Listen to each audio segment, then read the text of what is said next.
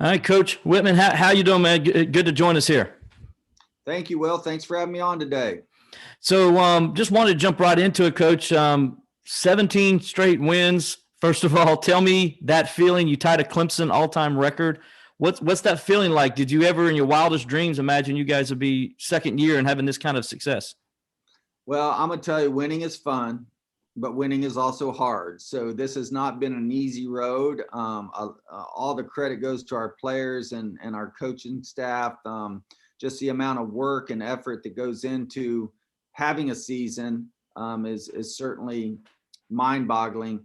But to have the success that we have is just special, and we're not taking it for granted. We're continuing to be humble, and we continue to work our butt off at practice, and it's just it really is a reflection on our players and the type of attitudes that they have, and they bought in, and really our recruiting philosophy that, hey, if we recruit the right type of players that are high character kids that understand the balance of academics and athletics at this level, and they can go out and be positive and have fun.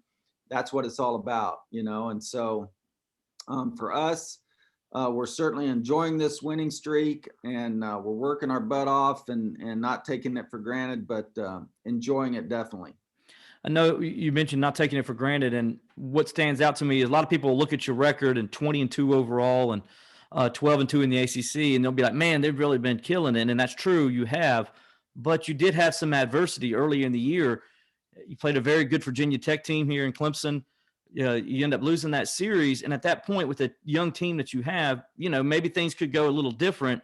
However, as you mentioned, you kind of stay grounded and stay focused, kept your head down, and we've seen the success since then, right?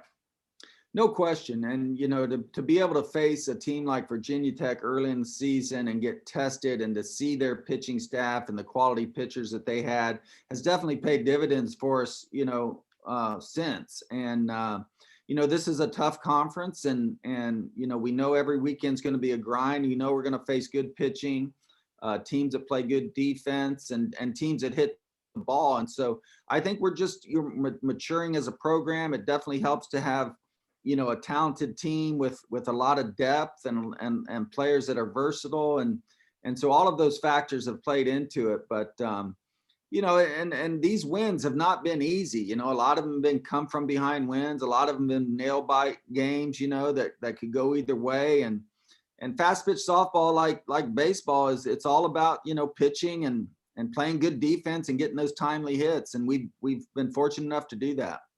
Yeah, you mentioned some tight games you have this past weekend. You're at Louisville Friday night, and a marathon game goes 11 innings. You stay with Valerie Cagle the whole way. If you could, talk about that game a little bit and how your team just kept in a game where, and so people understand that in softball, when games go into extra innings, you put a runner on second base, it gets a little more tighter, there's a little more pressure. Talk about how your team stayed focused in that moment and didn't allow that to overwhelm them and be able to get the win. Yeah. So in conference play, we do not go to the international tiebreaker where we put a runner at second. So we play it out like a normal game. So when we do our tournaments, preseason stuff, we do use the international tiebreaker rule, but in conference we do not. But which, obviously, for Valerie to dominate the way she did on Friday night was something special to be a witness of. But we had some big defensive plays in that game where Louisville had the game won 3 different times if we don't execute defensively.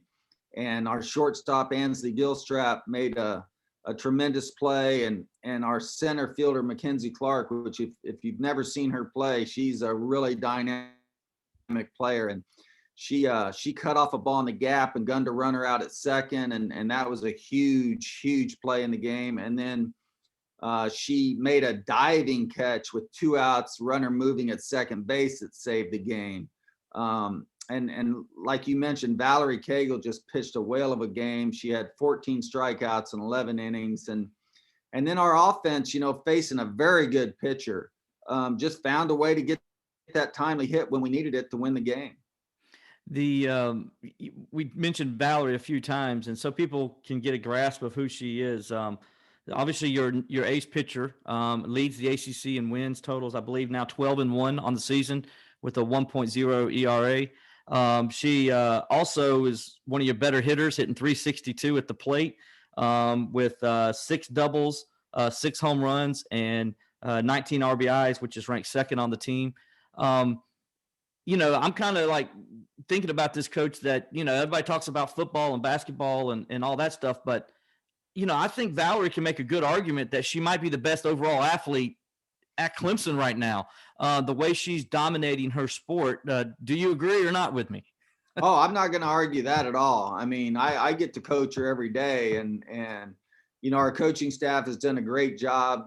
Coach Jameson with her, in the circle, and obviously, she had a lot of that ability coming in here. Her father actually helped her, develop her skill set.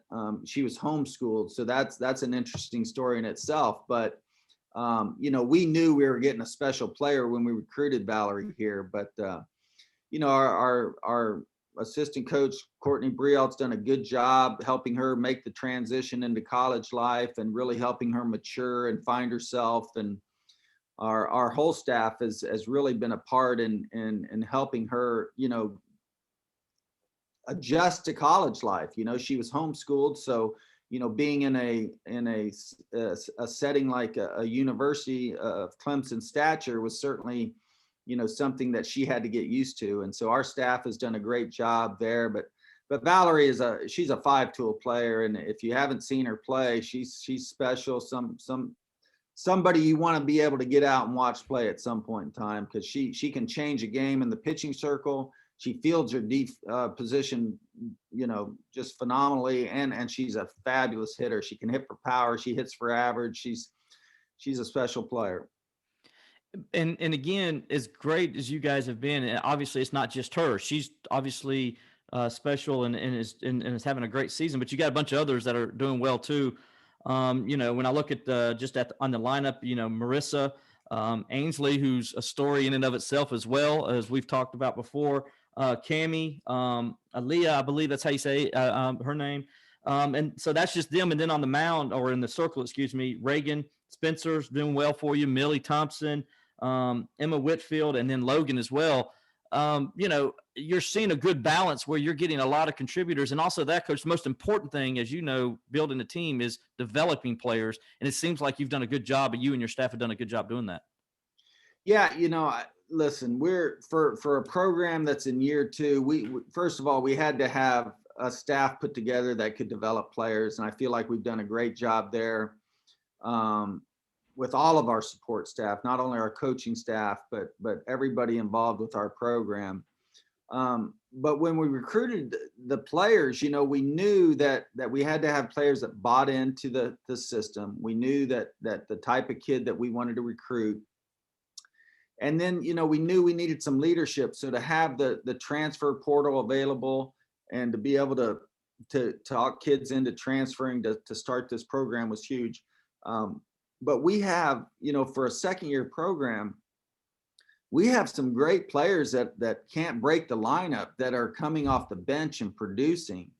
And so you mentioned all of the names of our starters pretty much, but we've got people that have come in and filled when we've had injuries or come off the bench if somebody's struggling. And so we've had some production from our bench. And for a second-year program, that's really huge. And so, like you mentioned, though, we have some very talented players, some dynamic players in our program. And, one of the things that makes us special is we can score runs in many different ways. And we have a pitching staff that complements each other really well. And for us to be able to do that is pretty special. Coach, real fast, Reagan went in there this weekend and pitched 7 innings and got you a win, a complete game. Speak to her a little bit about her and her development and how she's come along this year on the circle. Yeah, so we have 2 freshman pitchers that have really stepped up and done a tremendous job. Reagan Spencer, like you mentioned, Will, is just she's a pitcher that hits her spots.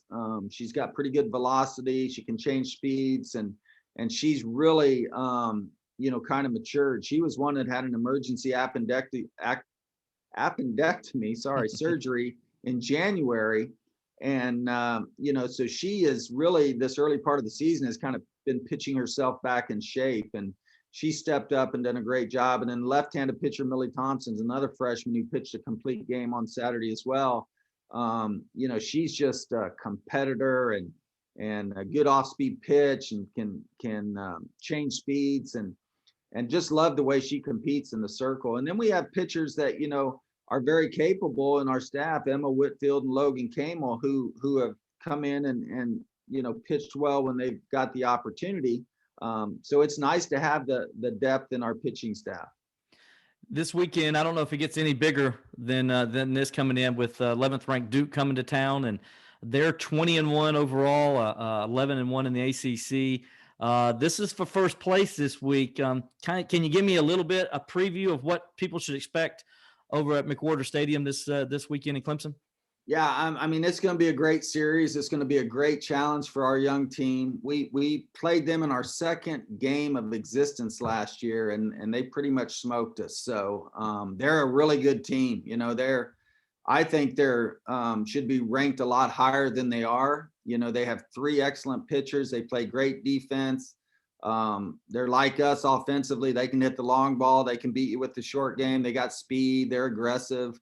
It's going to be a challenging weekend. They're a very good team. They've gone on the road this year and they beat LSU and they've had some big wins in their short history. They've only been playing softball for, I believe, 4 years. So it's going to be a great weekend and it's going to be a great challenge for us. We're looking forward to it. Well, Coach, good luck to you. I appreciate you here today joining us, and we wish you all the best here in the future. Good luck this weekend. Good luck with everything else, and maybe I know we'll probably be talking here again pretty soon. Okay. All right. Well, thanks for having me. All right, Coach. Thank you.